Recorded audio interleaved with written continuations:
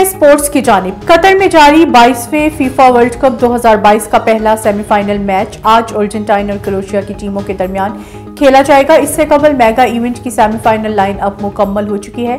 दिलचस्प मुकाबलों के बाद दिफाई चैंपियन फ्रांस, मराकेश, अर्जेंटीना और क्रोएशिया फाइनल फोर में जगह बना चुके हैं। कतर में फुटबॉल का आलमी मेला जारी है। मेगा इवेंट का पहला सेमीफाइनल अर्जेंटीना और क्रोएशिया की टीमों के दरमियान आज लोसेल स्टेडियम में खेला जाएगा, जो पाकिस्तान के मायारी वक्त के मुताबिक रात 12 बजे शुरू होगा। क्रिकेट की दुनिया के बादशाह विराट कोहली ने स्टार फुटबॉलर क्रिस्टियानो रोनाल्डो को फीफा वर्ल्ड कप में बेहतरीन खेल पेश करने पर खराज तहसीन पेश किया है।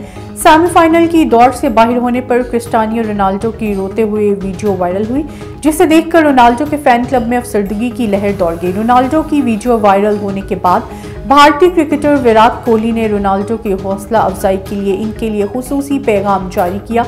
विराट कोहली ने रोनाल्डो के नाम जारी पैगाम में कहा, कोई ट्रॉफी या टाइटल आपसे वो कुछ नहीं छीन सकता जो आपने इस खेल और दुनिया भर में मौजूद मदाहों के लिए किया है।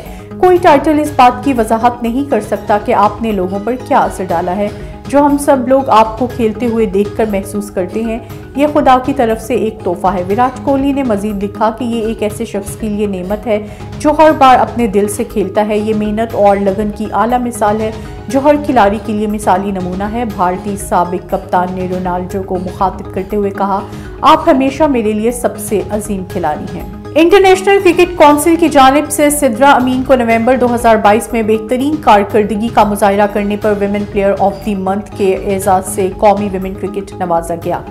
टीम की खिलाड़ी Sidra Ameen ICC player of the month का अवार्ड जीत गई। दूसरी जानिब मर्दों की कैटेगरी में आईसीसी की जानिब से इंग्लैंड के जोस बटलर को प्लेयर ऑफ द मंथ करार दिया गया है।